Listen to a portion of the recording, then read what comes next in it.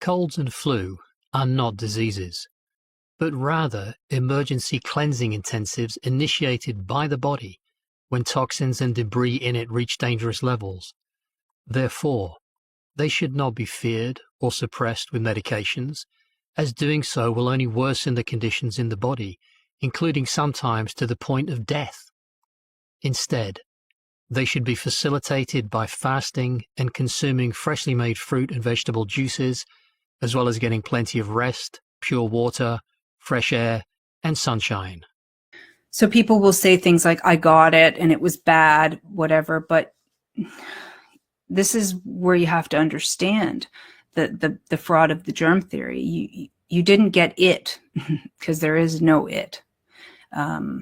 There is nothing other than the usual that we've gone through for ages when people are toxic and they must remove waste. I was speaking with a younger girl who had the things because now she has been told that she will be infertile and she will not be able to carry children due to the damage to her uterus that incurred after her second injection.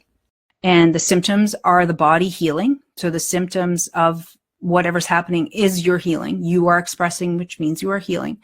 And it's not something you caught and now you're suddenly sick. You were already heading toward the symptoms, and the body was trying to mount the nutrition and whatever it needed to do it without symptoms.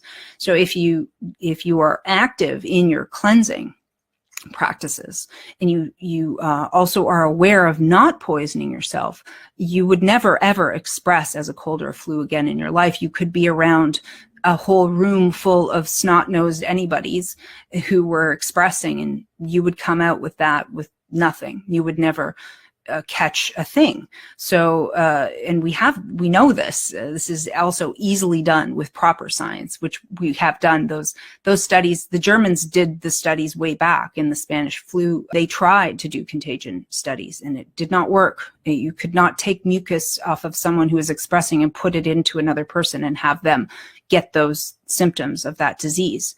You have free will and they have to make you want it. And that's why they've had to pimp out all of their celebrities and people with any influence to tell you what to do by threatening their bread and butter to do it. It should be a huge red flag. Second, I feel like someone is trying too hard to make me do something, I'm suspicious immediately. It will shove it away into fat cells or joints, whatever it can do to keep it away from vital organs.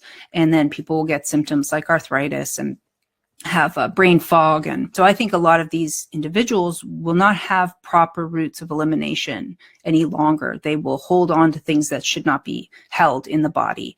And that can lead to long-term disease states like cancers, heart disease. And it's not something that will occur overnight. This could be years in the making.